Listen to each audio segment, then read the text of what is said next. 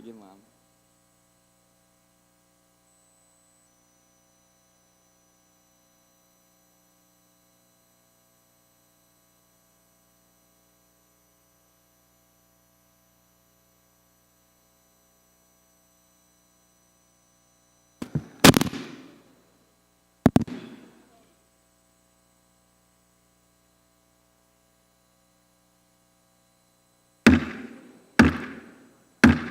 The session is now called to order. Please stand for the singing of the national anthem. Bayang magiliw, perlas ng silanganan, alam ng puso, sa titik mo'y buhay.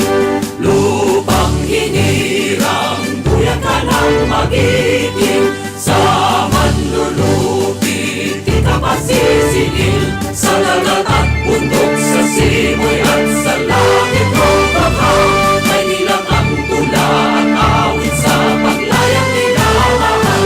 Ang kisap ng watawat mo'y tagumpay na nagdidinig. Ang bituin at araw niya kailan pang may magdidilim. Lupa ng araw ng marangit pagsinta, buhay ay langit sa atin mo. Aming ligaya na pag may mamapit, at namatay lang dahil sa'yo. Please remain standing. The invocation to be led by Representative Rochelle Singson of Party List Ako, Ilocano Ako.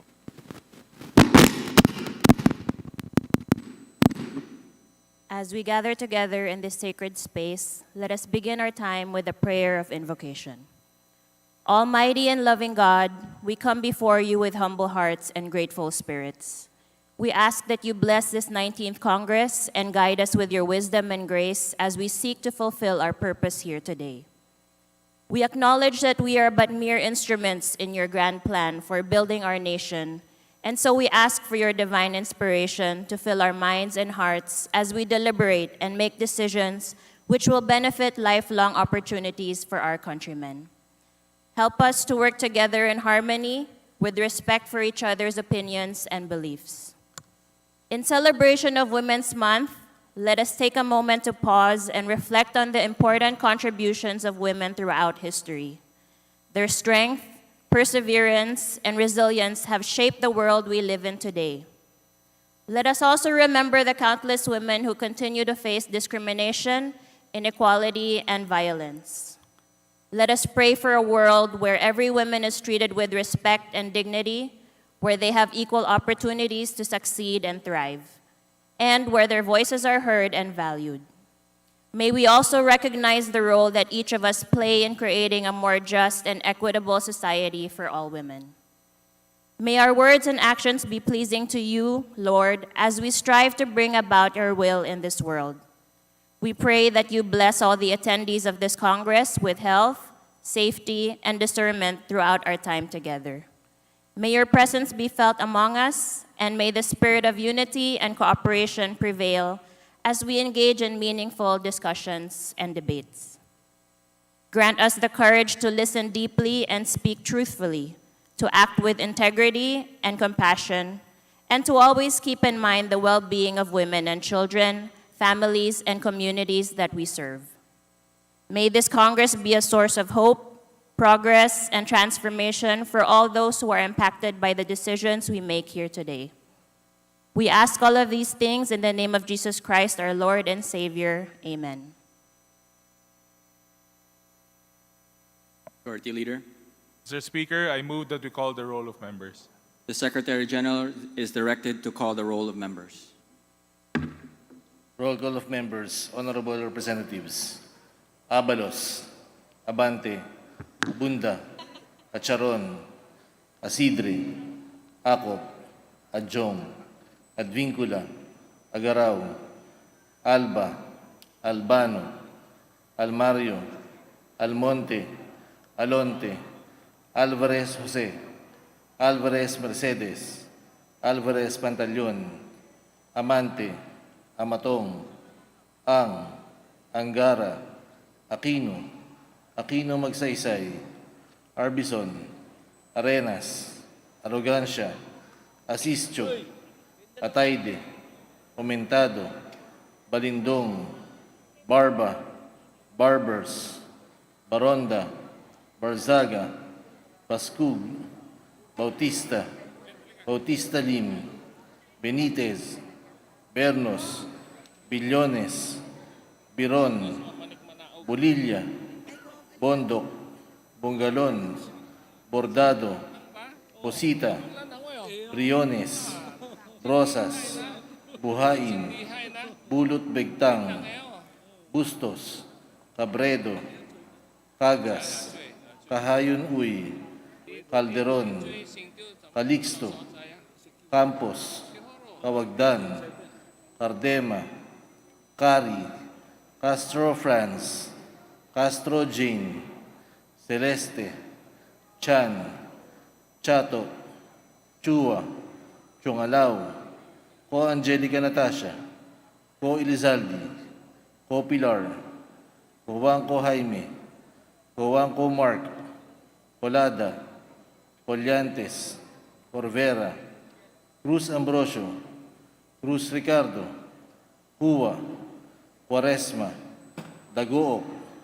Daripe, Dalog, Dayanghirang, Daza, De Jesus, De Venecia, Defensor, Del Mar, De Los Santos, Dimaporo Muhammad Khalid, Dimaporo City Amina, Dionisio, Domingo, Duavit, Duhali, Duterte, D. Faustino Ino, D. Faustino Michael Carlos, D. Ian Paul, Ecleo, Emano, Enverga, Escudero, Espares, Espina, Estrella, Yudela, Fariñas, Fernandez, Ferrer Antonio, Ferrer Juliet Marie, Flores, Fortes, Frasco, Fresnedi, Fuentebella, Galeos, Garcia Albert,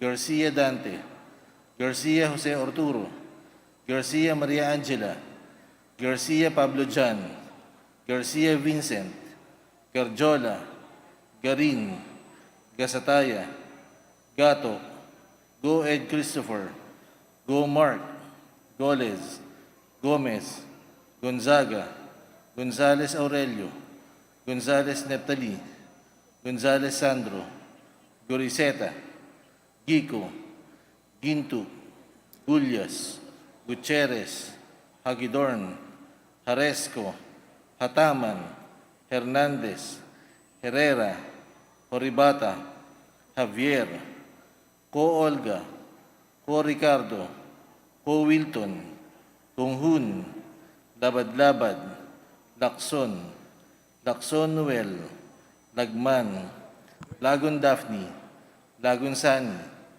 Lara, Lasatin, Lee, Ligarda, Libanan, Limkay Chong, Loyola, Luistro, Lumayag, Macapagal Arroyo, Maceda, Madrona, Magsino, Malapitan, Mangawang, Maniquis, Manuel, Maranyon, Marcoleta, Marcos, Mariano Hernandez, Mariño, Marquez, Martinez, Mastura, Matibag, Matugas, Mendoza, Mercado, Mercado Revilla, Miguel, Momo, Morden, Nava, Nisay, Noel, Nograles Juan Fidel Felipe, Nograles Margarita, Nolasco, Waminal,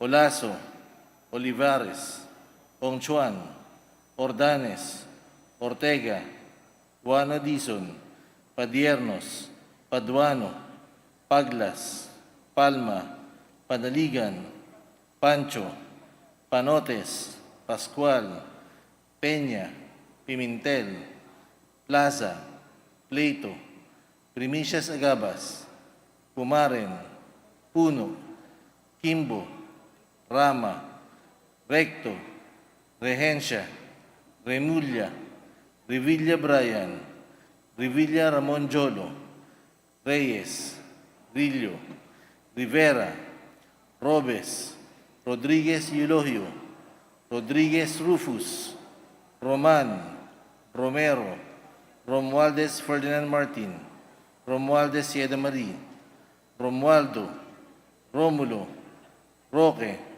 Sakdalan, Sagarbaria, Sakaluran, Salceda, Sali, Salimbaon, Salo, Salvame, Santos, Saulog, Silverio, Singson Richel, Singson Ronald, Singson Mihan, Solon, Suwan, Swansing Horacio, Swansing Micaela Angela, Suarez, Talyado, Tamayo, Tambunting, Tan Joseph, Tan Keith Micah, Tan Reynolds Michael, Tan Samir, Tan Stephen James, Tan Tambut, Tan Chay, Tan Watco, Tariela, Chodoro, Teves Arnolfo, Teves Jose, Chanco, Cheng, Tolentino, Tulfo Jocelyn, Tulfo Ralph Wendel,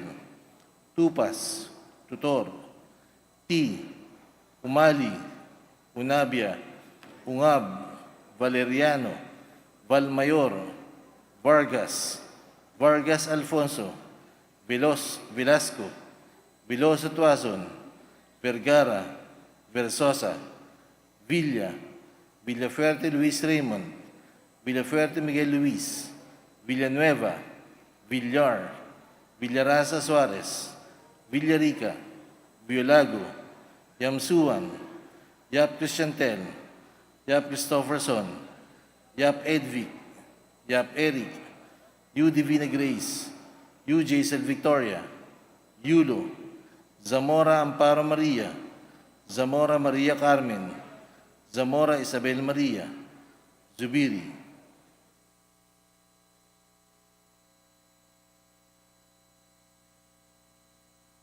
Mr. Speaker, the roll call shows that 309 members responded to the call. With 309 members responding to the call, the chair declares the presence of a quorum. Majority Leader. Mr. Speaker, before we continue, I would just like to acknowledge the guests of Representative Daphne A. Lagon of the 6th District of Cebu, the Sangguniang Bayan members of the various barangays, namely Kabangan, Daniel M. Panangin, Kansaga, Katresha C. Herrera, Kasili, Cheris, Faith, Ceniza, Danglag, Apple Cariza Marie L. Manning, Garing Jerome T. Tubin, Lamak Jasper R. Dayday, Lapinga, Charles Dave P. Pepito, Nangka Arnold B. Surigao, Panoypoy Eri June Codiniera, Sherry May Huban, Pitogo Melissa Ponce, Chris Ann U. de la Cruz, Poblacion Occidental, Cassie Christine Maglasang, Poblacion Oriental, Carlos Don Q. Flores, Laika J. Tampus, from Pulpogan, Jezreel S. Tampus, Jackie Lu Redonya, from Tayud,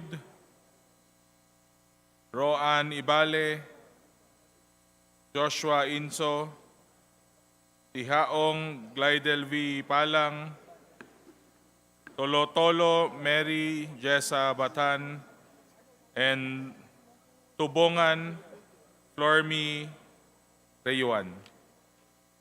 Sa ato ang mga bisita gikan sa Sugbo and the guests of Representative Daphne Lagon, welcome to the House of Representatives. Majority Leader. Mr. Speaker, considering that copies of Journal Number 63, dated March 13, 2023, and Journal Number 64, dated March 14, 2023, were already distributed to the members, I move that we dispense with the reading of the same and approve the journals. I so move, Mr. Speaker. Mr. Is there Speaker, any I objection? object. Yes. What is the pleasure of the gentleman? Mr. Speaker, I object to the approval of the Journal of the House of Representatives, specifically Journal Number 63, dated March 13, 2023. Because, Mr. Speaker, to quote, Representative Cardema shared to the body an audiovisual presentation, and so on and so forth. Mr. Speaker, this representation has pointed out that such audiovisual presentation contains malicious and dangerous claims to members of the House of Representatives, to fellow youth, kasama ang mga kababaihan, and we hope that the House will not condone such kinds of claims that are contained in the audiovisual presentation. Thank you very much, Majority Leader. There is a motion to amend your motion. Mr. Speaker, suspension. Session is suspended.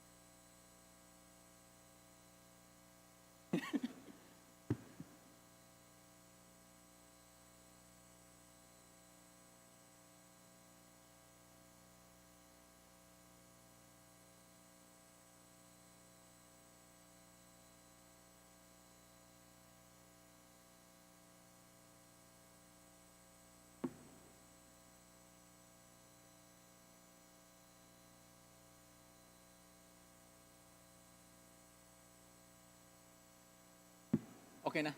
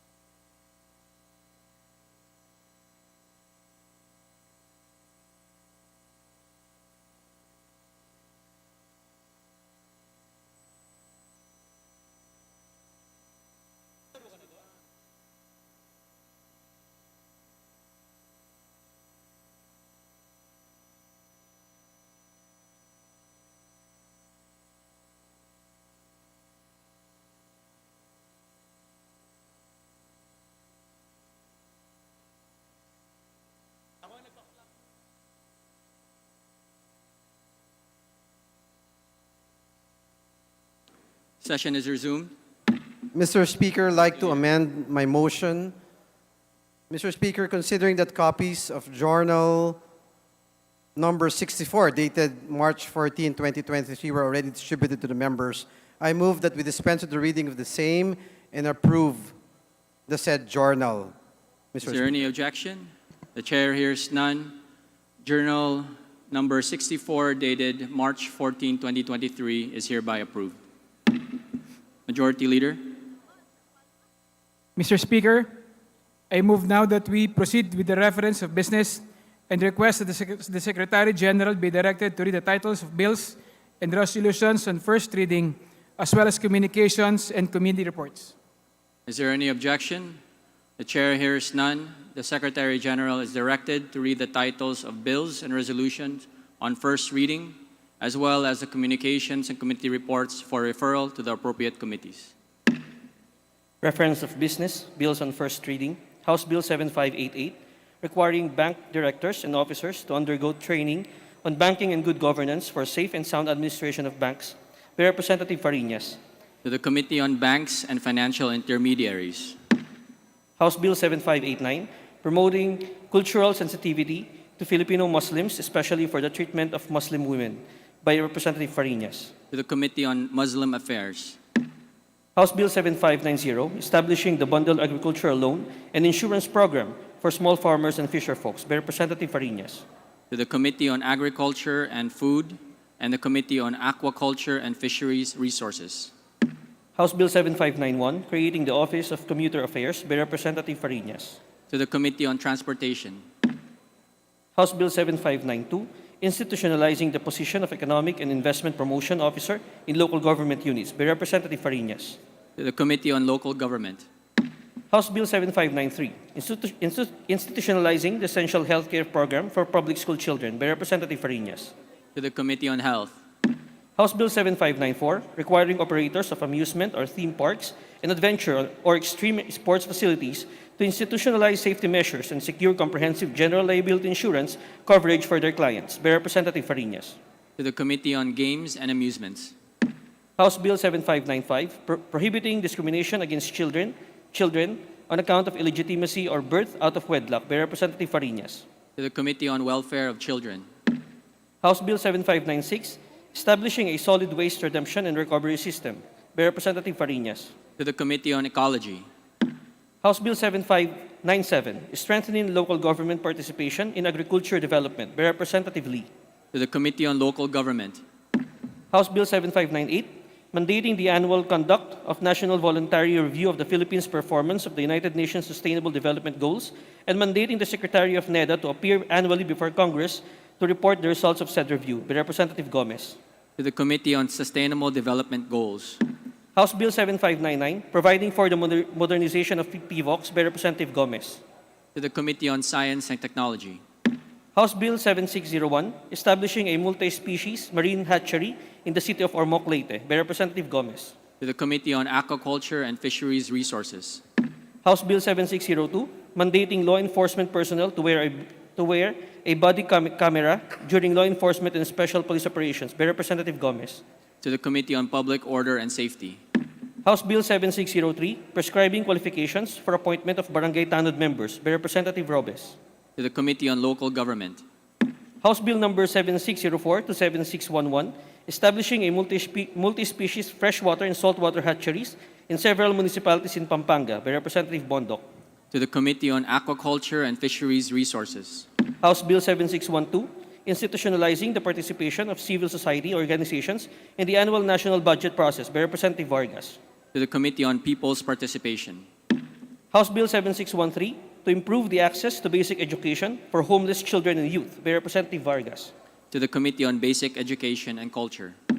House Bill 7614, creating the Music Development Council of the Philippines, by Representative Vargas. To the Special Committee on Creative Industry and Performing Arts. House Bill 7616, removing cannabis and any form of derivative thereof from the list of dangerous drugs, by Representative Cuba. To the Committee on Health and the Committee on Dangerous Drugs.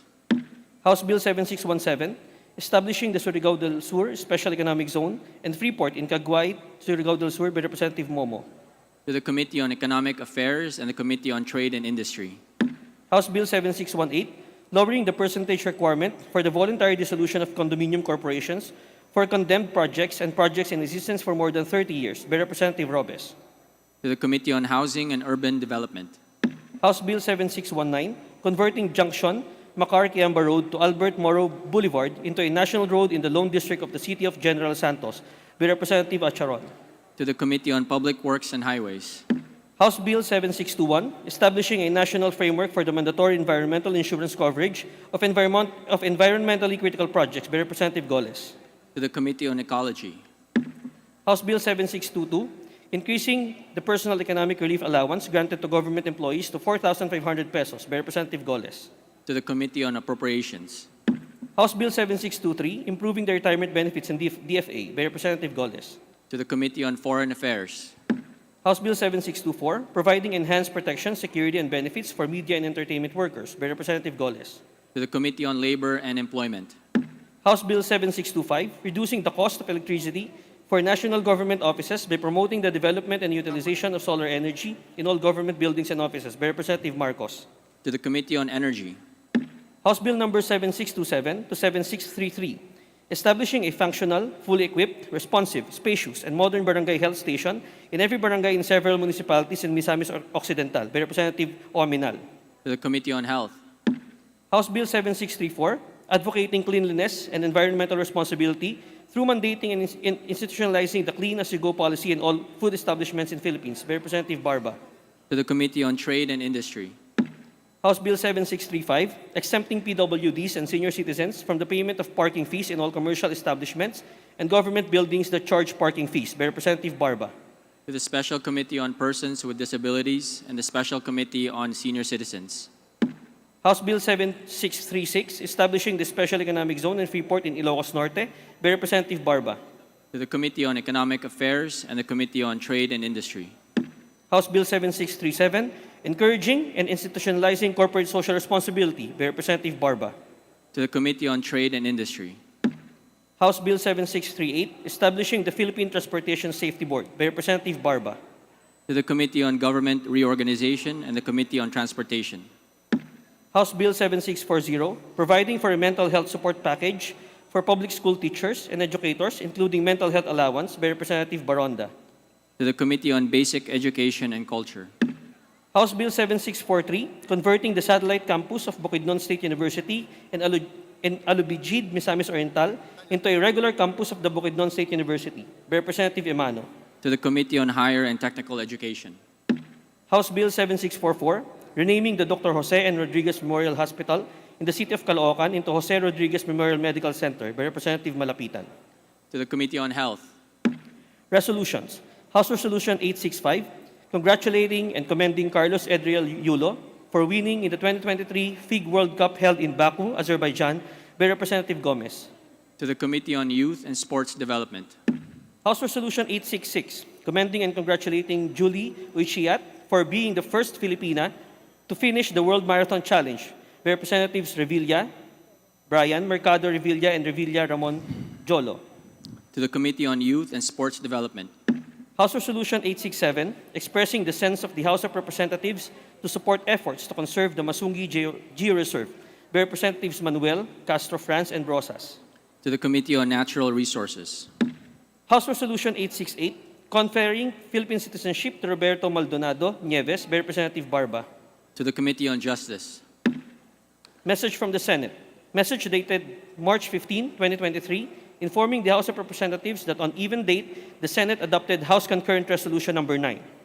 to the Committee on Rules, Communications. Letter dated September 20, 2022, of the OIC Administrator of the Intramuros Administration, submitting to the House of Representatives copies of their financial accountability reports for the quarter ending June 30, 2022. to the Committee on Appropriations, Letter dated October 12, 2022, of the National Security Advisor and NTF-LCAC Vice Chairperson, submitting to the House a copy of the report of the NTF-LCAC regarding the implementation of the Barangay Development Program in 14 regions, including the Cordillera Administrative Region. to the Committee on Appropriations, Letter dated October 14, 2022, of the Administrator of the National Irrigation Administration, submitting to the House a copy of their final fiscal and financial report of NIA Comprehensive Agrarian Reform Program, Irrigation Component for Mindanao Sustainable Agrarian and Agriculture Development Project as of September 30, 2022. To the Committee on Appropriations. Letter dated October 18, 2022 of the Sandigan Bayan Presiding Justice, submitting to the House a copy of their 43rd Annual Report of the Sandigan Bayan for calendar year 2021. To the Committee on Justice. Letter dated October 20, 2022 of the BIR Commissioner forwarding to the House their financial accountability reports as of September 30, 2022. To the Committee on Appropriations. Letter dated October 26, 2022 of the BSP Governor submitting to the House a copy of the report on the Philippine financial system for the first semester of 2022. To the Committee on Banks and Financial Intermediaries. Letter dated November 11, 2022 of the Congressional Policy and Budget Research Department Deputy Secretary General furnishing the House with a copy of their second set of reports on the different chapters of the Philippine Development Plan 2023 to 2028. To the Committee on Economic Affairs. Letters and emails from local chief executives and government officials transmitting to the House copies of reports on fund utilization and status of program, project, activity, implementation relative to the Local Government Support Fund and Bayanihan Grant to city, municipalities, and province. To the Committee on Appropriations. Letter dated March 7, 2023 of the National Telecommunications Commission, Commissioner, submitting to the House a copy of the report on the latest updates on the implementation of the Subscriber Identity Module Registration Act. To the Committee on Information and Communications Technology. Committee reports. Committee report numbers 451, 453, 454, and 455, submitted by the Committee on Public Works and Highways and the Committee on Appropriations on House Bill numbers 7645, 907, 7647, and 7648 respectively. Committee report number 452, submitted by the Committee on Tourism on House Bills number 7646. Committee report number 456, submitted by the Committee on Trade and Industry and Committee on Appropriations on House Bill 198. Committee report number 457, submitted by the Committee on Foreign Affairs on House Bill 7649. Committee report number 458, submitted by the Committee on Muslim Affairs on House Resolution number 7 and 22. Committee report numbers 459 to 461, submitted by the Committee on Civil Service and Professional Regulation on House Resolution numbers 870 to 872, respectively. Committee report numbers 462, submitted by the Committee on Tourism on House Bill number 7688. The aforementioned committee reports are all referred to the Committee on Rules. Majority Leader. Mr. Speaker, before we continue, I would just like to acknowledge the guests of the Honorable Christopher De Venecia, Assistant Secretary Arvin R. De Leon of the Department of Foreign Affairs, Office of the Public and Cultural Diplomacy, Assistant Secretary Bernie Candolada of the Department of Foreign Affairs, Department Legislative Liaison Unit, Assistant Director Rosa Pareja, Department of Foreign Affairs, Office of the Public and Cultural Diplomacy, and Mr. Jethro King. To the guests of Honorable Christopher VP De Venecia, welcome to the House of Representatives.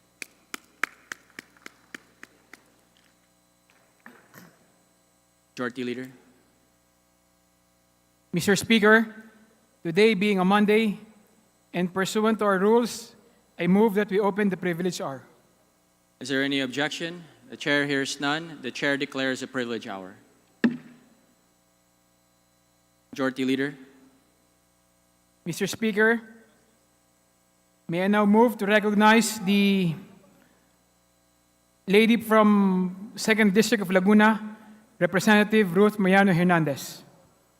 The lady from the 2nd District of Laguna, Representative Mariano Hernandez, is recognized. Please proceed. Thank you very much, Mr. Speaker. Good afternoon to you and to the members of this august body. Mr. Speaker, distinguished colleagues, I join both the international and national arena in the concerted celebration of women and women's rights. As we near the end of the month of March, many of us have already heard discourse on the different facets of women empowerment and may have even participated in various activities relating to women and gender affairs. Today, I will take this opportunity to focus on the importance of women participation in community building. According to the 2022 Global Gender Gap Report of the World Economic Forum, the Philippines leads its Asian counterparts in terms of gender parity, ranking 19th out of 146 countries.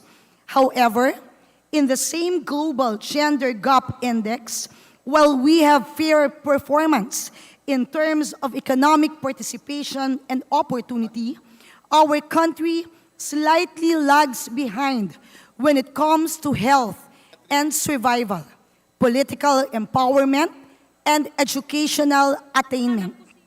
As to labor force participation rate, men consistently rank higher than women, and employment rate among men is likewise higher than women.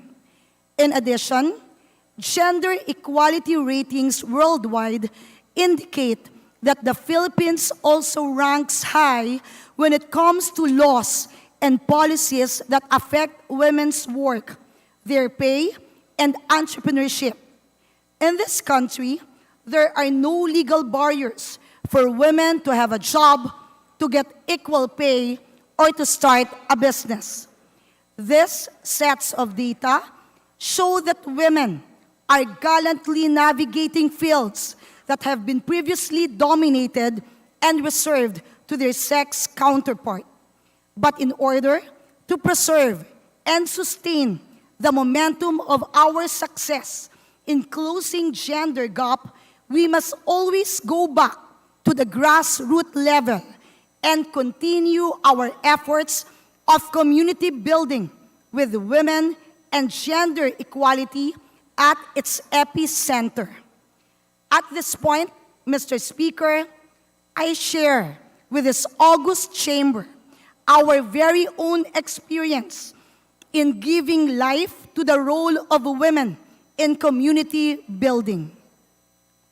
I, together with my other half, Laguna Governor Ramil Hernandez, have founded Serbisyong Tama Kababaihan, or STK, in 2016. Ang STK po ay organisasyon ng mga kababaihan na naglalayong mapaigi ang antas ng pamumuhay ng mga kababaihan sa buong lalawigan ng Laguna. Nilalayon din itong protektahan ang interes at karapatan ng sektor ng kababaihan. Moved by these goals, we have continuously infused STK with the skills and knowledge, trainings, livelihood programs, and other support.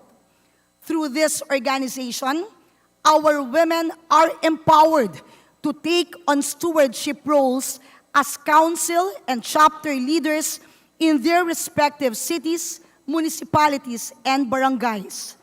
To date, STK has launched numerous sustainable livelihood projects under our Ratsyada Hanap Buhay program to include workshops on dressmaking, supot making, meat processing, and fabric conditioner and dishwashing liquid making, and trainings on hair cutting and nail care technology, massage therapy, and among others. We also have provided starter kits for those who have completed the trainings and workshops. Mr. Speaker, my dear colleagues, as I am presently delivering my speech in this session hall, I am joined by the council leadership of Serbisyong Tama Kababaihan in this meaningful occasion. Almost a decade since its foundation, this representation is one of the proudest to say that the Serbisyong Tama Kababaihan is more than 125,000 strong, with more than 900 chapters and 200 Tole registered chapters all over the province of Laguna. Through the enthusiastic and resolute cooperation of each and every member at the local level, STK has become a powerful vehicle in breaking the barriers that have traditionally limited women from engaging in social, economic, and political processes in our society.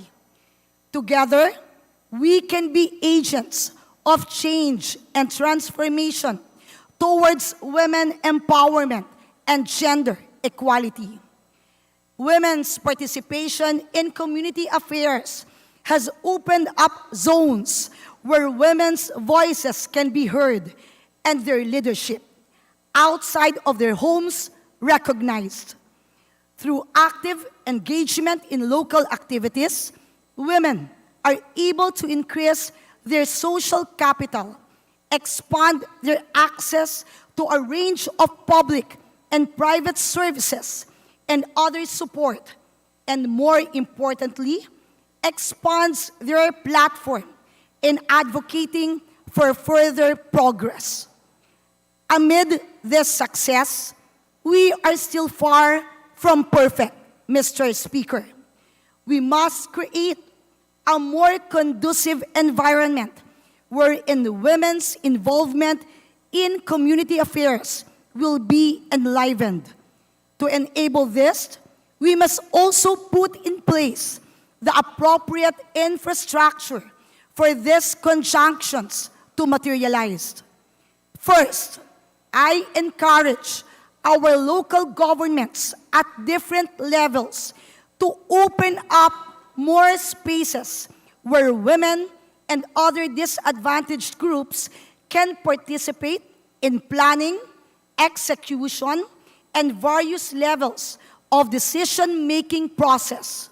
Second, there must be complementary leadership and capacity development activities. This would not only enable our women to gain more access to knowledge, skills, and enterprise trainings, but would also help in diminishing cultural perceptions that women have little or no place in educational institutions, workplace, or anywhere outside of their homes. Third, I call on both public and private bodies to extend more economic opportunities to women community-based organizations. An Asian Development Bank study shows that women's participation in community savings, loan groups, and similar economic-oriented small groups has given women opportunities for new roles in public and community affairs, control over income and credit, and improved status in the family and community.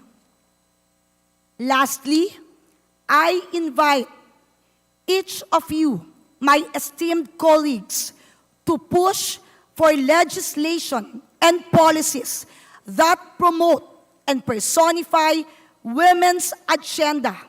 Together, let us influence public spheres and inspire action. Sa aking mga kabaro, to all Filipino women, our battle for a truly meaningful women empowerment and gender parity requires a deep understanding of complex issues, devotion to our cause, and immense resilience. Our collective action can move communities. Remember that we women gave birth to empires and great nations. Do not let anyone demean our value and rob us of our aspirations. Let us continue to move forward based on hope and infinite possibilities.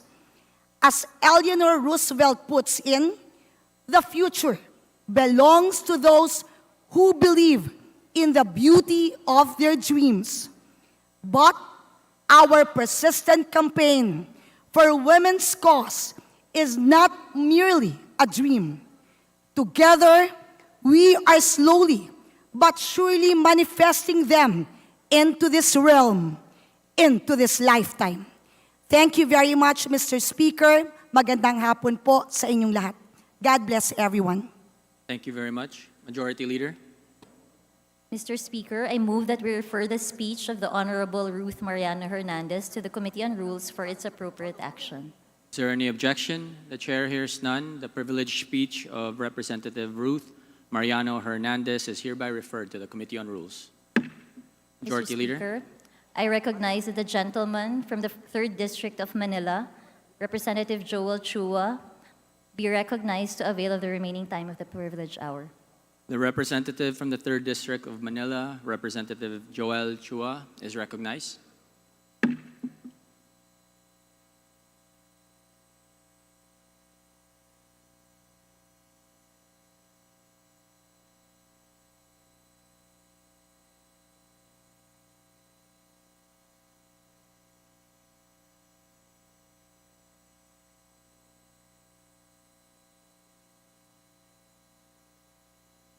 Majority Leader. Mr. Speaker, I move that we suspend session for a few minutes. Session suspended.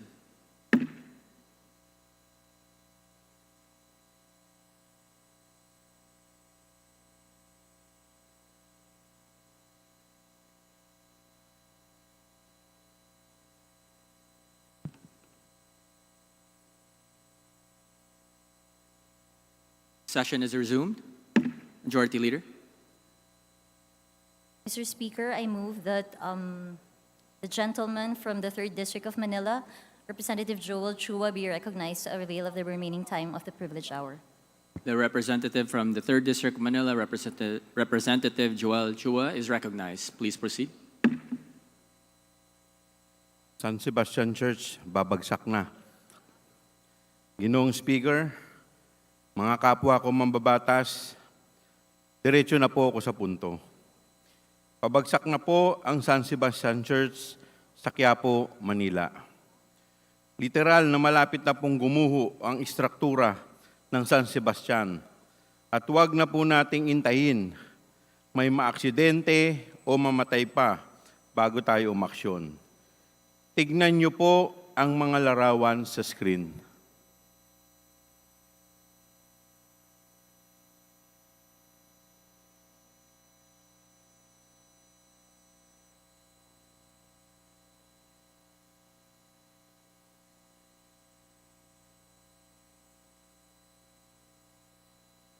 We will show it later, Mr. Speaker. The San Sebastian Church is actually not a mere church, but a minor basilica built according to the Gothic architecture style. By virtue of Presidential Decree number 260, on August 1, 1973, then President Ferdinand E. Marcos declared the San Sebastian Minor Basilica a national historical landmark. The all-metal San Sebastian Basilica was inaugurated in 1891. All metal parts were shipped from Belgium. The minor basilica was declared a national cultural treasure through Republic Act 10066 in 2010. In 1998 and 2010, San Sebastian Basilica was included in the World Momentous Fund's list of endangered monuments in the world. Ang Basilica Minor ng San Sebastian ay yaman ng sambayanang Pilipino kaya't kailangan natin itong isalba mula sa tiyak na pagkawasak. With urgency, I now ask for the concerned agencies of the national government to band together to rehabilitate the San Sebastian Church. To be specific, I appeal to the Tourism Infrastructure and Enterprise Zone Authority and the Department of Tourism to work with the National Historical Commission of the Philippines, the National Museum, the Commission on Higher Education, the Department of Science and Technology, and NEDA Public-Private Partnership Office on the rehabilitation of the San Sebastian Church. These are the concerned agencies by virtue of the respective agency charters or mandates. I ask these government agencies to to collaborate and coordinate with the San Sebastian Church, the San Sebastian Basilica Conservation and Development Foundation, the San Sebastian College Alumni Association, the Order of Augustinian Recoletos, the Archdiocese of Manila, and possibly with the international aid agencies of the European Union, the government of Spain, Belgium, Portugal, Italy, the Vatican, and other countries in Europe, with which have the technical expertise on rehabilitation of centuries-old churches and art, and the United Nations Educational, Scientific, and Cultural Organization, UNESCO. Let the rehabilitation of San Sebastian Church be private sector-led, supported by foreign assistance, but with the concerned government agencies behind them, or with the provision of technical expertise, technical assistance, and grant funding. This way, the rehabilitation program will not be a massive drain on public funds and will not divert any funds for high-priority purposes, especially those for the poor and the middle class. I understand, realize, and accept that this undertaking I am appealing for needs massive funding, multi-year effort, much detailed engineering, and highly specialized technical expertise. This matter does not come at a time of great economic hardships the Filipino people are recovering from. For a country saddled with roughly one-third of its population in poverty and another one-third of the middle class who could easily slip into poverty as they face intense difficulty making ends meet. But there is that upper one-third of the people who are among the wealthy and upper middle class, among whom there are sectors who can spare resources for the rehabilitation of San Sebastian Church. Public support can come from them and resonate among them. Some more public support could also grow from among the Manila community within the immediate area around San Sebastian Church. This appeal for San Sebastian Church involves near-term, medium-term, and long-term timelines and components. The near-term component involves much fewer funds than those which will take much longer to implement. Therefore, the immediate impact on national government funds would not be massive. As I stated earlier, it should be the private sector leading the effort, but with foreign assistance and some national government supporting and supportive roles. On a personal note, I am alumnus of San Sebastian College Recoletos. I am a resident near the San Sebastian Church. My life revolved around San Sebastian College and the nearby Quiapo Church just minutes away. Allow me to briefly cite the tremendous cultural and engineering aspect of the San Sebastian Minor Basilica. I start with the cultural and civil engineering aspect because of the implication on the safety of the church structure. Civil engineering. Masakit po sa amin mga taga-Manila na makitang unti-unting nabubulok ang San Sebastian. The San Sebastian Conservation and Development Foundation has been keeping track of the incidents happening at the church. Ito po ang ilan sa mga pinakamalalang insidenteng naitala sa mga nakalipas na taon. Taong 2014, isang bahagi ng mga pinnacles ng nasabing nahulog kaya't nagdesisyon ang administrasyon na magkabit ng safety net.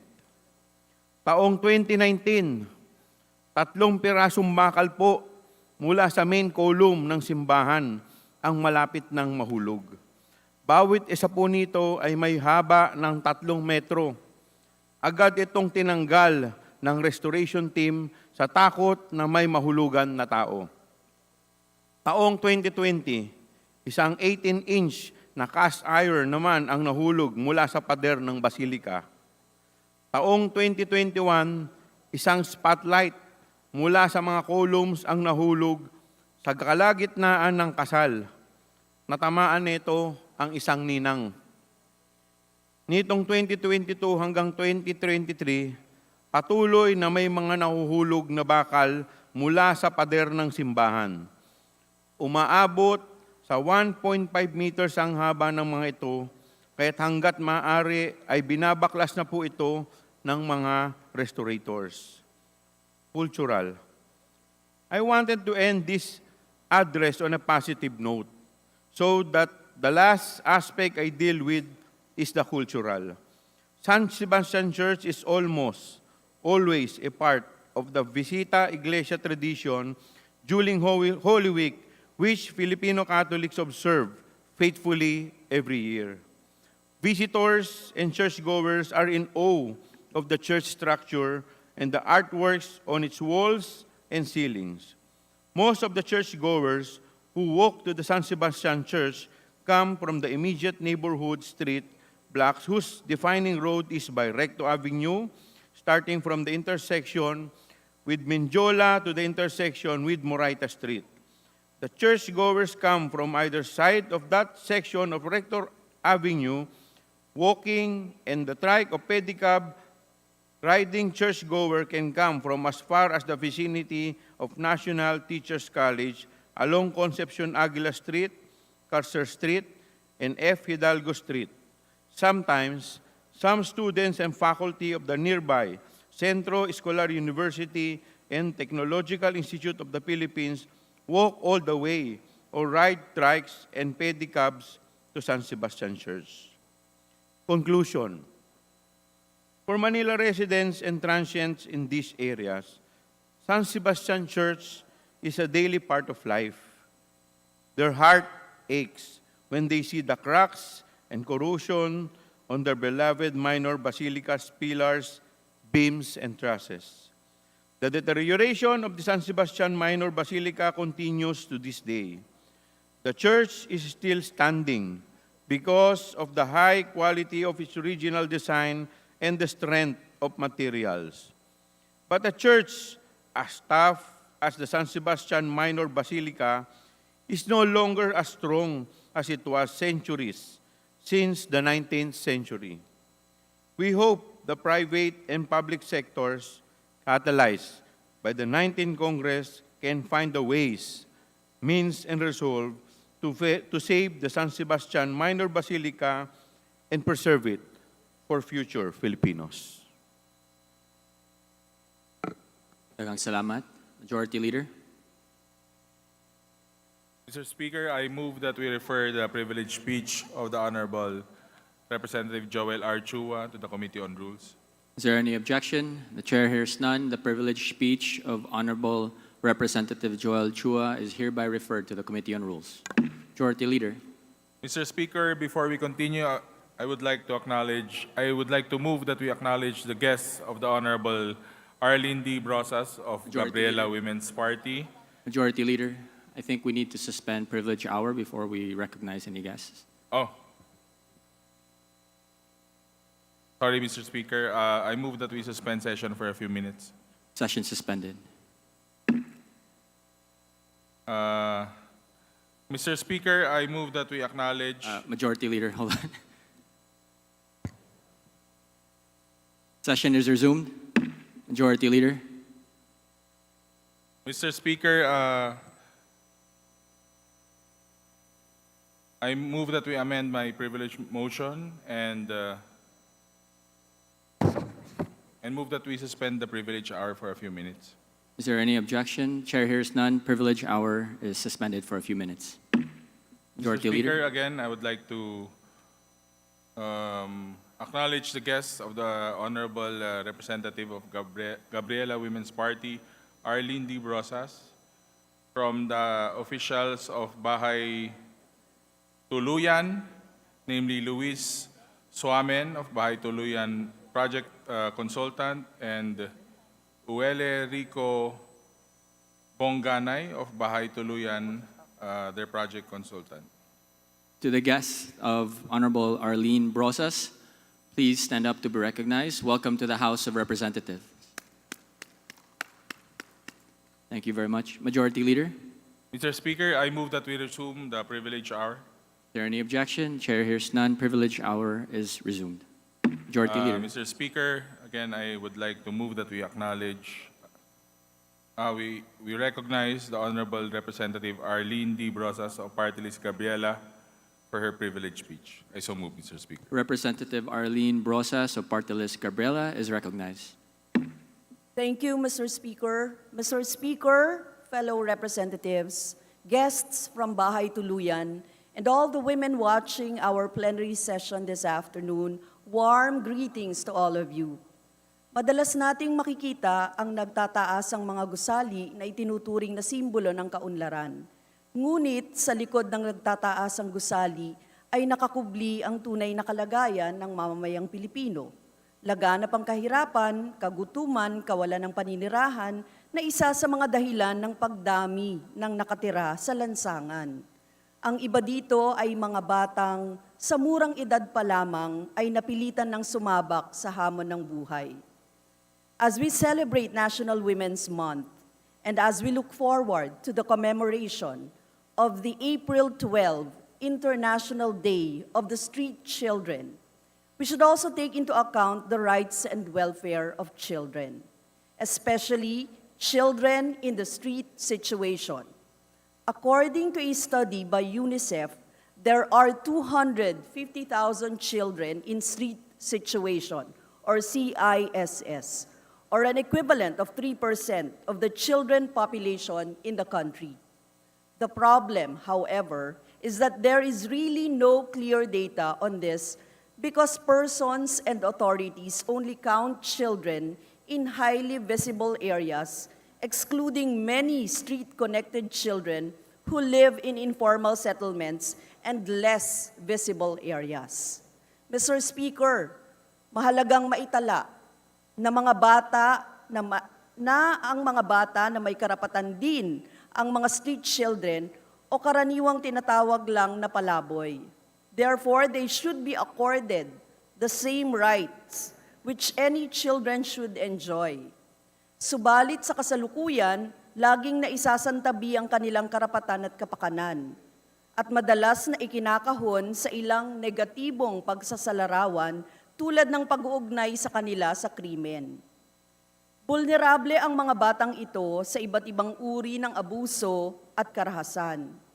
Habang nasa lansangan, nakakaranas sila ng matinding gutom, pagkakasakit, pagmamaltrato, at pagsasamantala. Karamihan sa mga batang ito ay nagtatrabaho na sa murang edad at pinapasok ang pagtitinda, pamamalimos, pagbebenta ng droga, pagnanakaw at prostitusyon. Biktima rin ang mga batang ito ng war on drugs na nagresulta sa aresto, pagkakakulong at extrajudicial killings. Sa mga batang lansangan, ang mga batang babae ang pinaka-vulnerable sa sexual na pang-aabuso. Sa gabi, ilang piraso lamang ng karton at ang suot nilang damit ang naghihiwalay sa kanila mula sa malamig na semento na kanilang tutulugan at sa lamig ng gabi. This dire situation for children is considered a violation of their rights. There are several causes why children are forced to live and work on the street. Ilan sa mga ito ay ang matinding kahirapan. Ayon sa 2022 survey ng Social Weather Station o SWS, 12.6 milyong pamilyang Pilipino ay itinuturing ang kanilang sarili na mahirap sa mga unang buwan ng Administrasyong Marcos. Dagdag pa rito ang napakaliit na sahod na natatanggap ng isang manggagawa na nagreresulta ng kakulangan sa pambili o pambayad ng mga pangunahing pangangailangan tulad ng pagkain at tirahan. Isa rin sa mga dahilan ay ang pagkaranas ng domestic violence sa loob ng tahanan.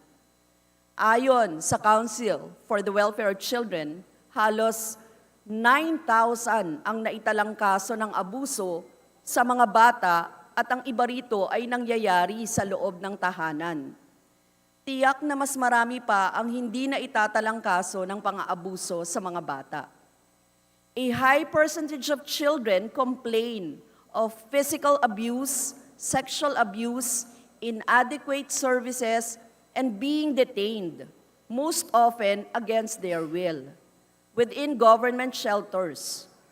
Furthermore, according to Bahay Tuluyan, not all shelters meet the government's requirement of one social worker for every 15 children in street situations, as mandated by law, due to insufficient funding. Children are removed from the streets without social preparation and placed in secure facilities, often outside their cities of residence, without parental knowledge or consent, disrupting their learning and family connections. May mga insidente rin ng mga bata na nakakaranas ng karahasan o torture sa loob ng shelter na pinamamalakad ng gobyerno. Sa ilang mga kaso, ang mga bata ay pinatay habang nasa kustodiya. Isa rito ang kaso ng isang bata na nasa pangangalaga ng Manila City Government-run Rehabilitation Center noong 2014. Siya ay binugbog ng mga kasama niyang bata hanggang sa mamatay. Walang ginawang investigasyon at walang napanagot na opisyal ng Rehabilitation Center. Mr. Speaker, in order to address the situation of children in the street, there is a need to implement targeted interventions for these children and their families that cater to their needs. Each shelter should also have a child protection policy that meets government standards for accreditation and have a centralized gatekeeping mechanism. The government should also provide sufficient funding on programs for children and for the designation of enough number of social workers for children in street situations. Dapat tiyakin ng gobyerno ang desente at abot-kayang pabahay, trabaho at isang nakabubuhay na sahod. Ngayong darating na April 12, gugunitain natin ang International Day of Street Children at kaisa ang Gabriela Women's Party sa pagsusulong at pagtataguyod ng karapatan at kagalingan ng mga bata sa loob at sa labas ng Kongreso. Maraming salamat, Mr. Speaker. I hope you can see, Mr. Speaker, yung Consortium for Street Children. Ito po ay inilabas ng CRC Coalition, Sweden, Save the Children. Nandito po yung napakahalagang section kung saan yung mga pamantayan na dapat ay sinusunod ng ating kasalukuyang gobyerno sa mga shelters. Narito po yun, yung section particular din sa general comments on the Committee on the Rights of the Child. Mahalaga pong mabasa ito ng bawat isa sa atin. Maraming salamat, Mr. Speaker. Thank you very much. Majority Leader. Mr. Speaker, I move that we refer the speech of the Honorable Arlene Brosas to the Committee on Rules for its appropriate action. Is there any objection? The chair hears none. The privileged speech of Honorable Representative Arlene Brosas is hereby referred to the Committee on Rules. Majority Leader. Mr. Speaker, we move to suspend the privilege hour. Is there any objection? Chair hears none. Privilege hour is hereby suspended. Majority Leader.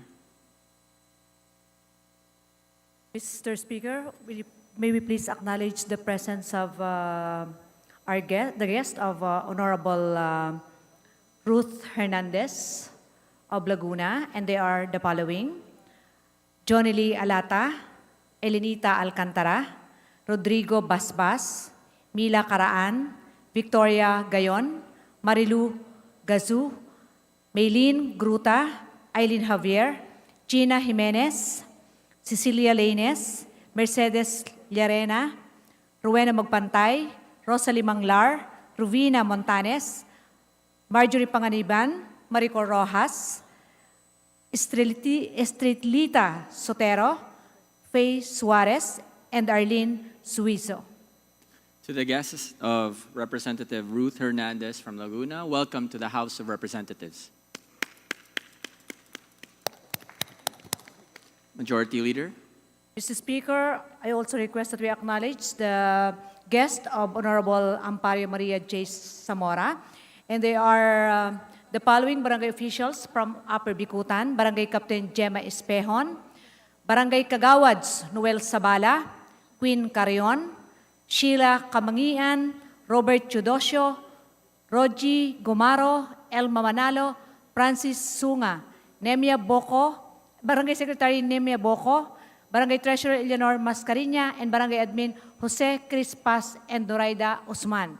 And from Barangay Central, Signal, Barangay Captain Junjun Dueneas, Barangay Kagawads, James Cometa, Manuel Binag Jr., Eliza Segovia, Crisanto Raimundo Fabra, Arthur Dado Dogui Jr., Rodelio Draga, and Barangay Secretary Boy Paulo.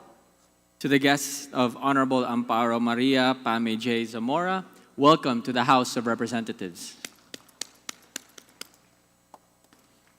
Mr. Thank you, Speaker, Majority Leader. may we further acknowledge the presence of the guests of the Honorable Lolita Karen Tanyala Javier.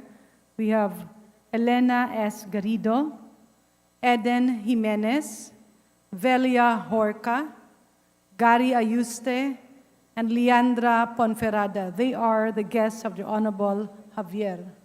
To the guests of Honorable Lolita Karen Javier, welcome to the House of Representatives. Majority Leader. Mr. Speaker, may we acknowledge the guests of our Speaker, Martin Romualdez, and Representatives Yeda Marie Romualdez and Jude Asidre of Tingog Party List. The said visitors are from the municipality of Tanaon Leyte, namely Councilor Dr. Quintin Octa, and the following barangay chairmans: the Honorable Elsa Villamor, the Honorable Lourdes B. Monte, Honorable Carlito Olimberio, Honorable Evelyn Asis, Honorable Jimmy Verona, Honorable Seriolo Tolibas, Honorable Hervasio Boco, Honorable Margarito Gempis Jr., Honorable Wilma Perez, Honorable Evangeline Garcia, Honorable Efren Merilo, Honorable Romeo Texon, Honorable Herlindo Cornejo, Honorable Raquel Gadil, Honorable Reynan Leona, Honorable Ludivina Ladan, Honorable Romeo S. de la Cruz, Honorable Benedicto Corilla, Honorable Rosaria Abanis, Honorable Rosary Ann Flores, Honorable Zenaida Bibar, Honorable Fred Nirza, Honorable Wilfred Loyaga, Honorable Florentino Panzo, Honorable Jerry Kauntik, Honorable Floro Juanites Jr., Honorable Lionel Badana, Honorable Enrique Capilo, Honorable Joel Logroño, Honorable Constancia Salarda, Honorable Feliciana Cinco, Honorable Joan Celada, Honorable Hanilin Constignano, Honorable Ruel Tondo, Honorable Irene Maceda, Honorable Zosimo Espina, Honorable Jeffrey Dandan, Honorable Josephine Angelo, Honorable Romel Costignano, Honorable Marites Salvaña, Honorable Norman Salubon, Honorable J. Arsena, Honorable Martina Jimenez, Honorable Corazon de la Cruz, Honorable Roque Omega, Honorable Dominico Tobilla, Honorable Carmelita Villamor, Honorable Alex Miralles, Honorable Roji Buendia, and lastly, Honorable Reynaldo Creer. To the guests of our Honorable Speaker Martin Romualdez and Representatives Yeda Romualdez and Congressman Jude Asidre, welcome to the House of Representatives. Majority Leader. Mr. Speaker, we move to resume the privilege hour. Is there any objection? Chair hears none. Privilege hour is resumed. Majority Leader.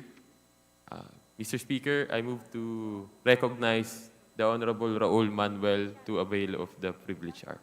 Representative Raul Manuel of Kabataan Party List is recognized. Thank you, Mr. Speaker. I rise for a personal and collective privilege to bring to light the issue of the unjust arrest and harassment on the so-called North Luzon 7.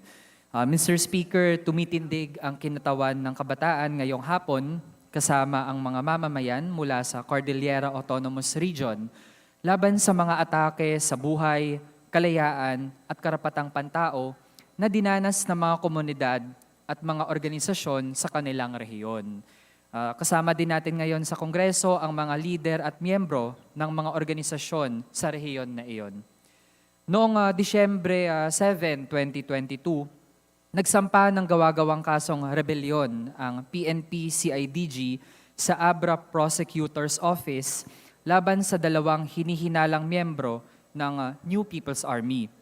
Mula sa resolusyon ng inihaing kaso na ito, pinangalanan bilang kasapi ng mga armadong grupo sina Jennifer Awingan, Sara Abelion Aliques, Stephen Tauli, Windel Bolinget, Lucia Lourdes Jimenez, Nino Joseph Oconer, at Florence Kang.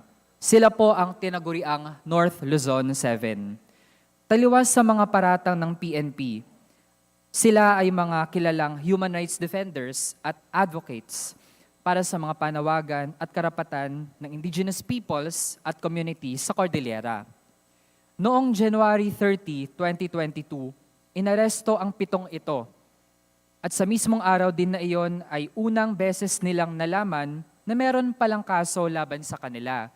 Hindi sila ginarantiyahan ng bail at kinailangan pa ng maraming oras at rekurso para magpetisyon upang mabigyan sila ng oportunidad na mag-bail. Mr. Speaker, noong nabigyan naman sila ng pagkakataon na mag-bail, ang halaga na kinakailangan nilang bayaran ay inabot ng 100,000 pesos kada tao sa kabila ng petisyon na mapababaan ito dahil sa financial constraints ng mga kinasuhan. Mabilis ding umingay sa social media at sa mga komunidad sa Cordillera ang panawagan para palayain at wakasan na ang iba't ibang forma ng atake sa North Luzon 7. Ito ay pruweba ng pagyakap at pagkilala ng mamamayan na ang mga kinasuhan ay hindi terorista, hindi armado, ngunit mga simpleng mamamayan na pinaglalaban ang karapatan, buhay at kabuhayan ng mga taga-Cordillera.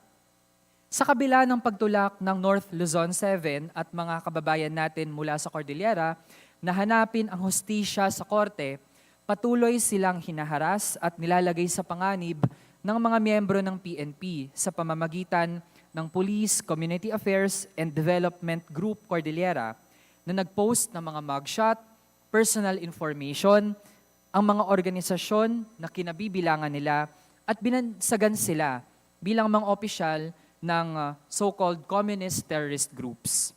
Sa ating mga kongresista, bilang mga representante ng taong bayan, ang mga advocates at mga organisasyong ito ay mainam na tratuhin natin bilang mga mahigpit na katuwang upang mabigyan ng nararapat na serbisyo ang mamamayan at mailapat ito sa proseso ng paggawa natin ng mga batas.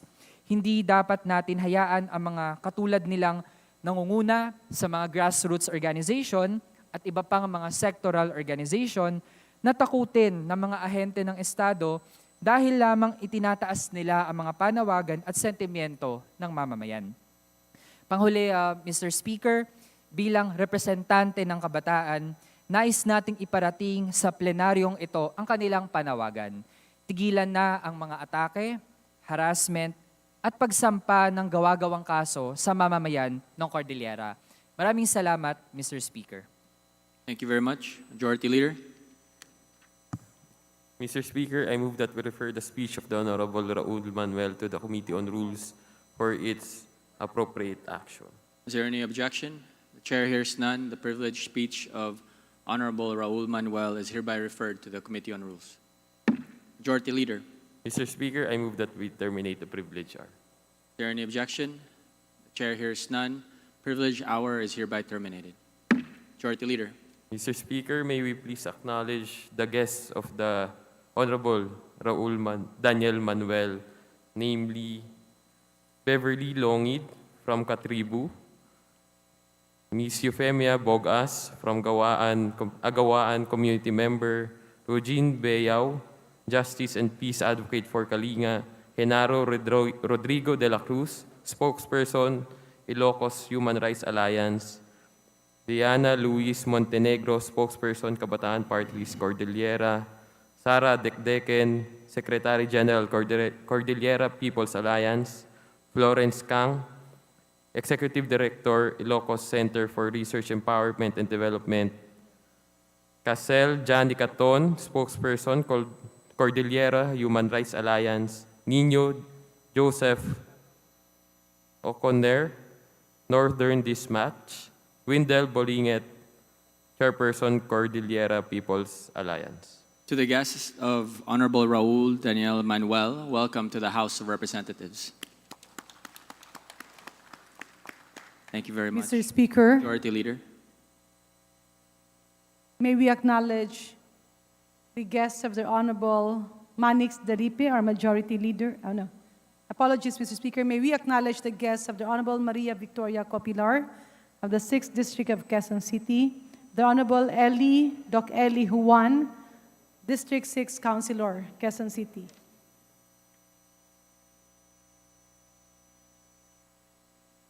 Mr. Speaker,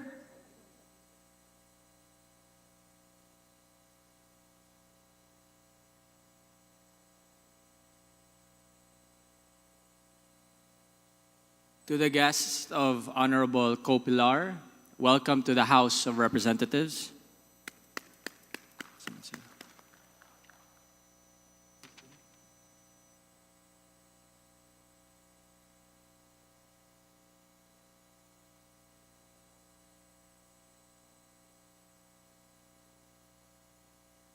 Mr. Speaker, Majority Leader. I move that we take up admin matters.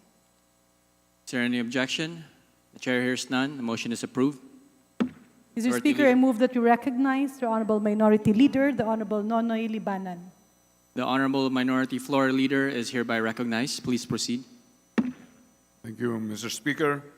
Mr. Speaker, would like to manifest in behalf of the minority the relinquishment of one rider, party list representative Bonifacio Buseta, on his membership for the minority in the House Committee on Labor.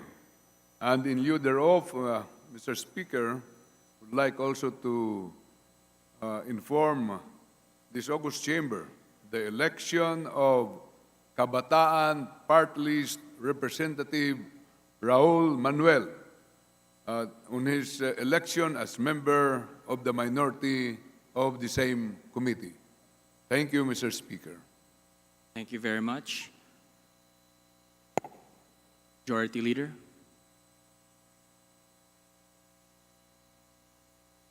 Move to suspend session for a few minutes. Session is suspended.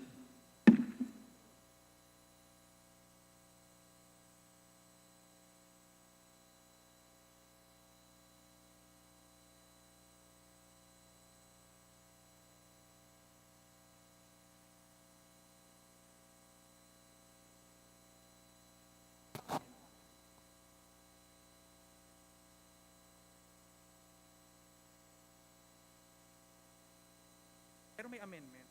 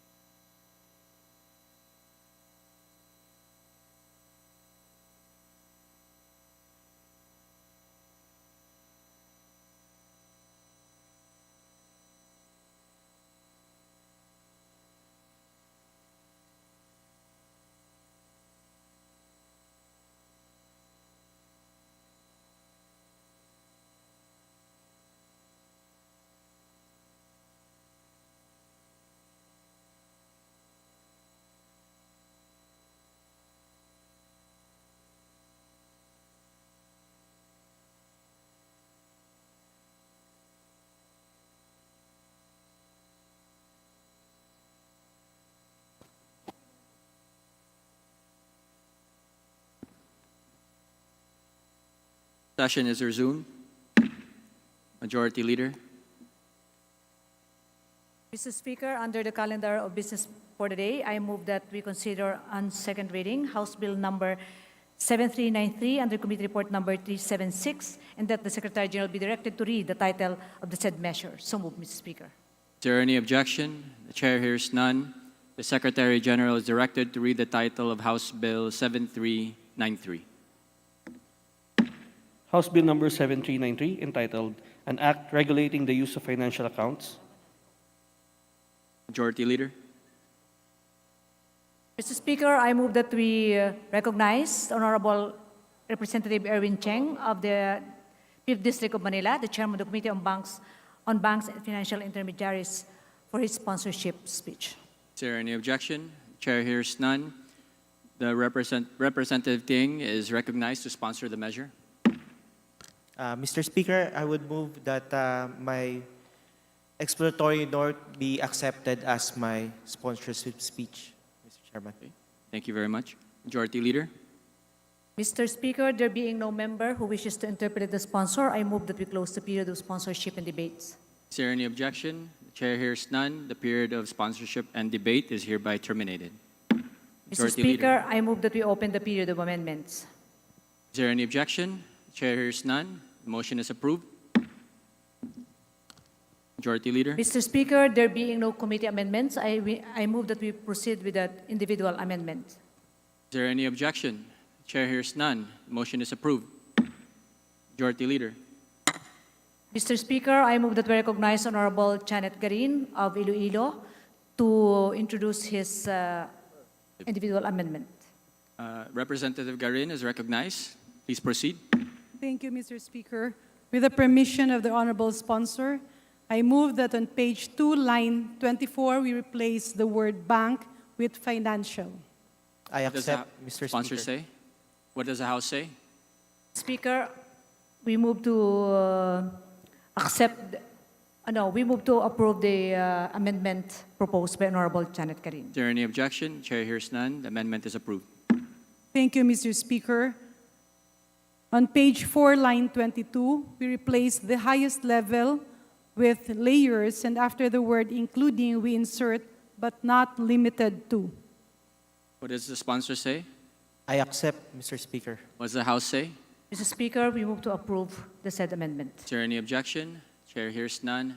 Amendment is approved. Majority Leader. Oh, sorry. Yeah. The Representative Garin recognized. Thank you, Mr. Speaker. On page 4, line 23, delete security redundancies. What does the sponsor say? I accept, Mr. Speaker. What does the House say? Mr. Speaker, we move to approve the amendment. Is there any objection? Chair hears none. Amendment is approved. Let's proceed. Mr. Speaker, my last proposed amendment, on page 6, line 36, after the word to, insert financial accounts, comma, e-wallets, comma, and. That's the last proposed individual amendment, Mr. Speaker. Thank you very much. What does the sponsor say? I accept, Mr. Speaker. What does the House say? What does the House say? Mr. Speaker, I move that we approve the proposed amendment. Is there any objection? Chair hears none. Proposed amendment is approved. Majority Leader. Mr. Speaker, there being no other individual amendments, I move that we close the period of amendments. Is there any objection? Chair hears none. Period of amendments is hereby terminated. Majority Leader. Mr. Speaker, I move that we vote on second reading, House Bill number 7393 as amended. There is a motion to approve House Bill number 793 on second reading as amended. All those in favor, please say aye. Aye. All those against, say nay. The ayes have it. House Bill number 7393 is hereby approved on second reading. Majority Leader.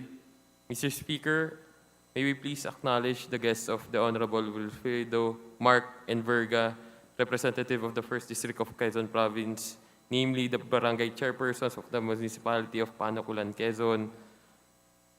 First is the Honorable Sivel Sinkionco, Gil De Leon, Annalyn Villanueva, Venus Quinto, Wilmer T. Araw, Renato Zacarias, Ferdinand Orbita, Arben Prudente, Christopher Estaras, Michael Postor, Alfie Armada, Marcelo Potes, Alan Batalla, Almira Pajarillo, and lastly, Charles Vincent Sinkyoko.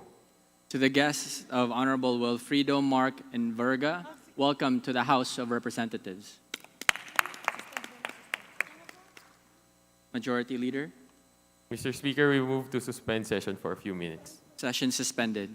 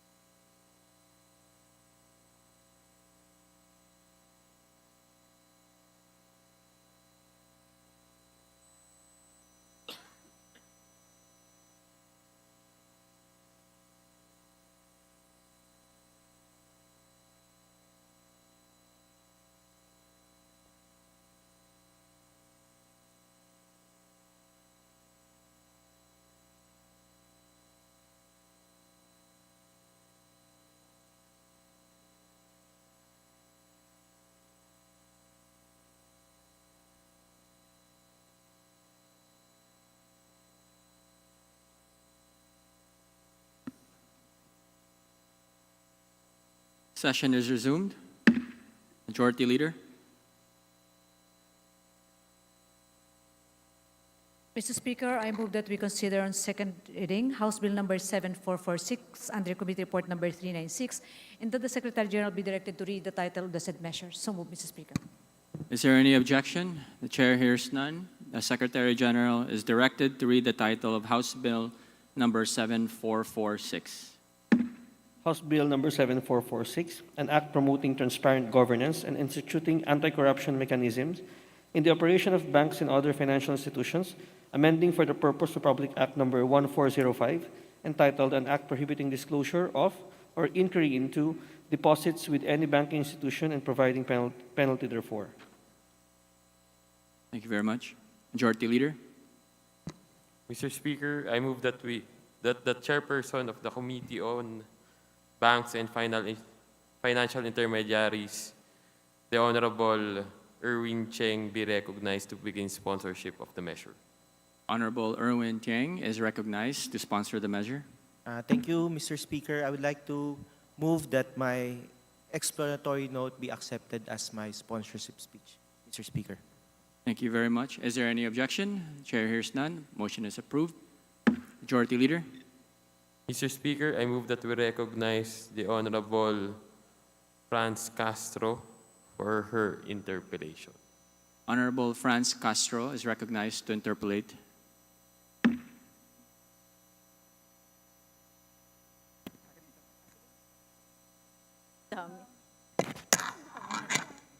Thank you, Mr. Chair. So would the Honorable sponsor yield to some of our clarificatory questions? Yes, Mr. Speaker.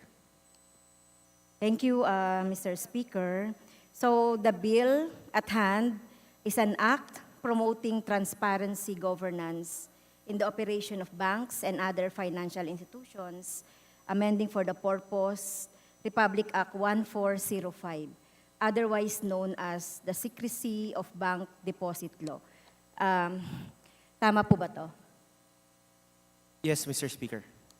Okay, thank you, Mr. Speaker. So, who would be what are the coverage of the proposed bill, Mr. Chair? Ang kasama po sa coverage neto ay ang stockholders, owner, director, trustee, officer, or employee of an entity that is subject to the supervision or regulatory power of the BSP, the representative or agent, related party, or any of the conspirators. Okay, so ibig sabihin hindi rito involved ang public official? Hindi po. It's more on the bank officials lang po. Bank officials. Okay, bank officials and kung sino man yung mga employees, tama po ba? So, on Section 2, all deposits are considered as an absolute. So, ang ibig bang sabihin ng bill na ito, nagtatanggal ng bank secrecy. Tinatanggal po natin yung bank secrecy doon sa mga employees, officers ng mga bangko na merong mga pending case or case? Pagka meron pong, sa isang bangko, pagka meron pong nakitang anomaly, yung monetary board po magre-recommend sila na tingnan yung bank account ng officers, directors, or kung sino ba nang involved dito sa anomaly sa bank, pagpapatakbo ng bangko. Okay, so ang ibig sabihin, Mr. Speaker, so yung prerequisite, dapat merong pending or merong suspicion or anomaly. Yung bank officers or employees. Yes, Mr. Speaker. Ano po ba dati? Dati wala. Ano po ba yung kasunod? Dati po wala eh. Hindi na check ng BSP at ng monetary board. Kaya hindi nila magawa yung regulatory functions nila. Because of the restriction in the bank secrecy law. Yes, Am I right? Mr. Speaker. Okay. So, ayun. So, yun lang po bang deposit ang involved dito sa ating inquiry or other other consideration like yung mga stocks nila, yung mga bond, real property, or whatever, o yung bank account lang po? Bank account lang po, bank deposits lang po. Okay, whether it is in peso or in dollar or whatever currency. Yes. So,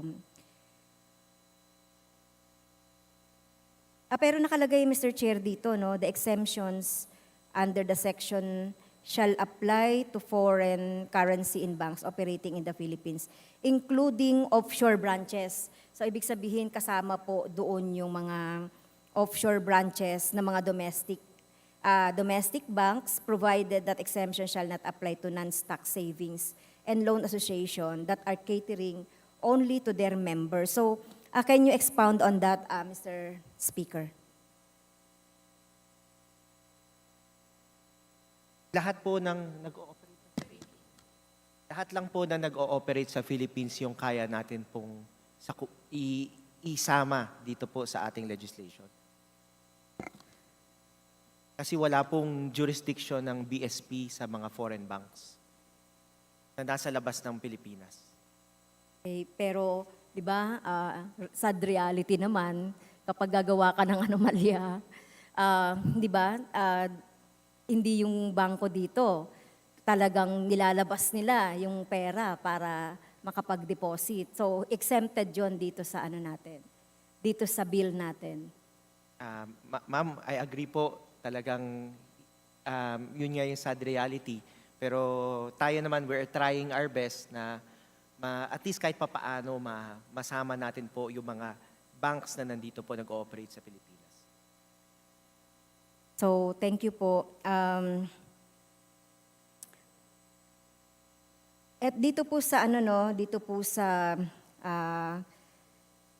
sinasabi natin na mga non-stock savings and loan associations.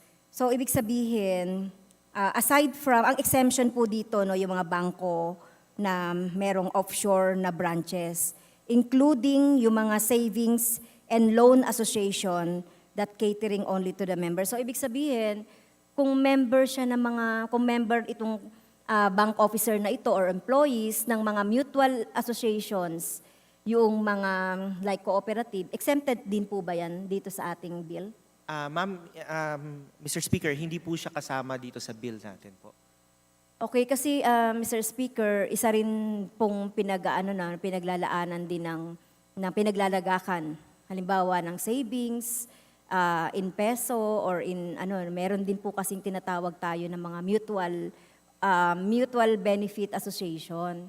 At na meron pong mga kapital na nandoon, like yung mga cooperatives, nandoon din po yan eh. At ang cooperatives ay nag-aano rin sila ng mga deposits using the bank. Hindi po ba yan kasama? Yung ginawa natin pong bill, ang kasama lang po is yung mga banks lang po. Yung mga savings and loans, hindi po siya kasama. Including, how about rural banks? Commercial, rural banks, kasama po ba yan? Kasama po ang commercial banks and rural banks. Okay. Pero sino po ba yung nagre-regulate doon sa ating mga loan association or mutual benefit? BSP rin po. Bakit po natin hindi sila naisama? Or bakit sila exempted? Ano po ba yung rationale doon? Actually, based on checking with our friends from BSP, ito pong mga savings and loans na to, meron silang sariling charter and nagkikater lang po sila sa mga members po nila.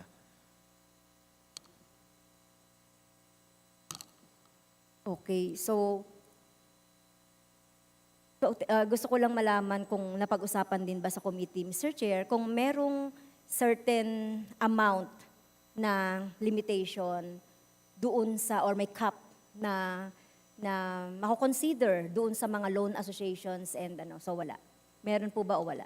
None, Mr. Okay. Speaker.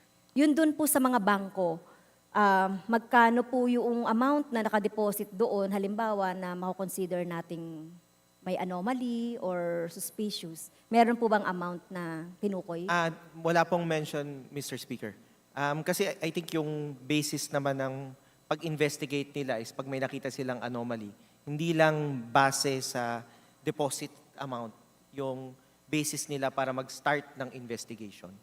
Yes, kasi tinatanong ko to Mr. Speaker kasi 'di ba uso na ngayon yung mga yung mga phishing scheme. 'Di ba?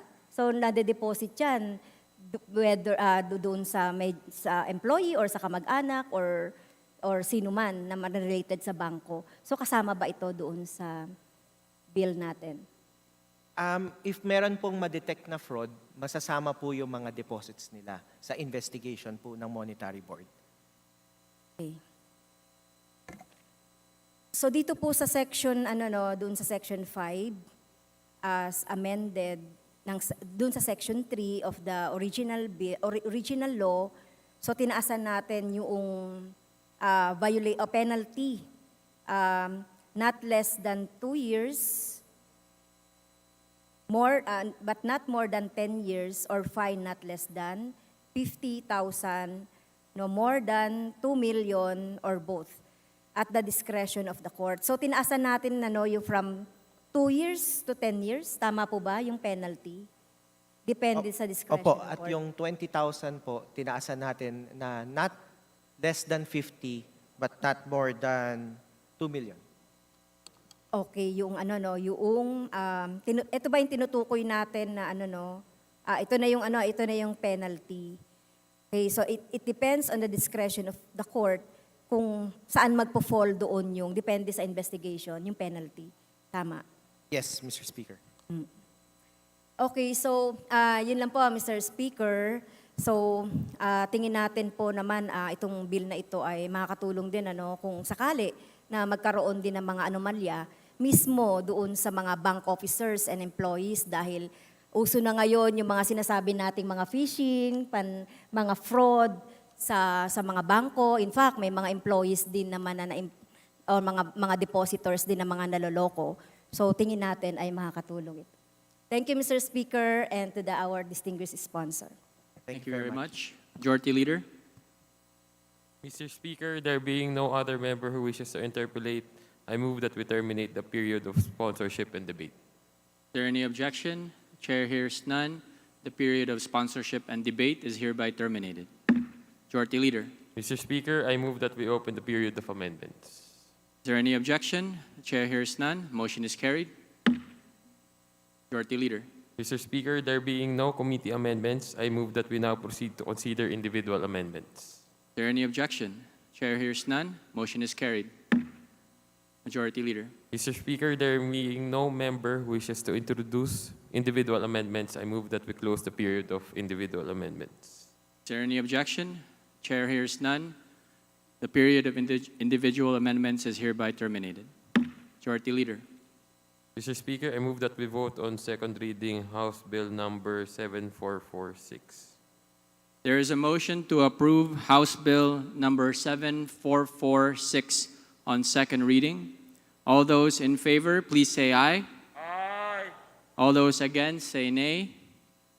The ayes have it. House Bill number 7446 is hereby approved on second reading. Majority Leader. Mr. Speaker, we move to suspend session for a few minutes. Session is suspended.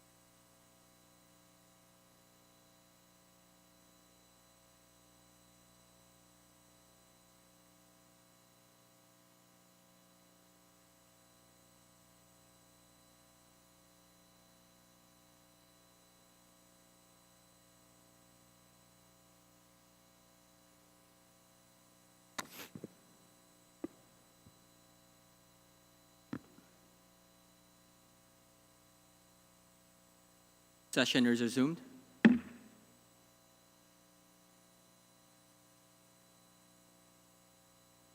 Majority Leader. Mr. Speaker, I move that we designate the following as members of the Bicameral Conference Committee on the disagreeing provisions of House Bill number 5510 and Senate Bill number 1841, strengthening the conservation and protection of Philippine cultural heritage through cultural mapping and an enhanced cultural heritage education program. First, Representative Roman T. Romulo. Second, Representative Christopher VP de Venecia. Third, Representative Maria Bernadette G. Escudero. And fourth, Representative Franz L. Castro. Is there any objection? Chair hears none. The motion is carried. Majority Leader. Mr. Speaker, we move to suspend session for a few minutes. Session is suspended.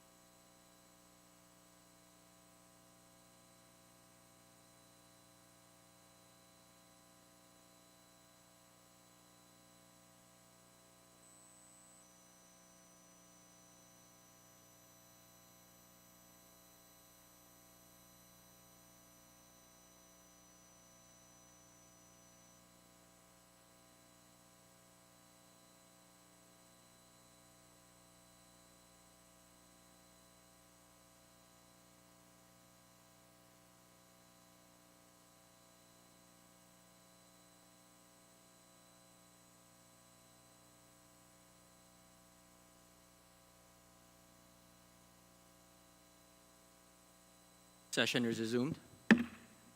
Majority Leader.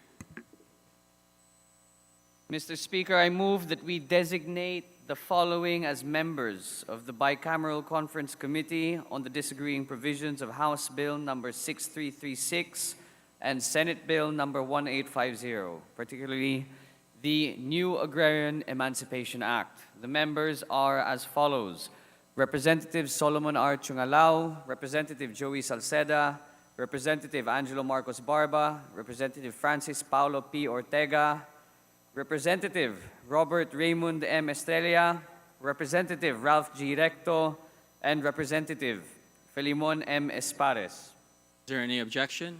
Chair hears none. Motion is carried. Majority Leader. Mr. Speaker, I move that we designate the following as members of the Bicameral Conference Committee on the Disagreeing Provisions of House Bill number 6517 and Senate Bill number 1849, particularly an act further strengthening professionalism and promoting the continuity of policies and modernization initiatives in the armed forces of the Philippines. The members are as follows: Representative Raul Tupas, Mercedes Alvarez, Jorge Patrol Bustos, Divina Grace Yu, Lourdin Jesus M. Romualdo, Lex Anthony Chris A. Colada, and Joseph Stephen Caraps Paduano. Is there any objection? The Chair hears none. The motion is carried. Majority Leader. Mr. Speaker, on the part of the majority, I move to elect the following member to the said committee as follows: to the Committee on Ethics and Privileges, as Vice Chairperson, Bongalon Raul Angelo D. I so move. Is there any objection? Chair hears none. Motion is carried. Majority Leader. Mr. Speaker, there being no business left for the day, I move to adjourn session until tomorrow, the 21st of March, 3 p.m. Is there any objection? Chair hears none. Session is adjourned until tomorrow, March 21 at 3 p.m.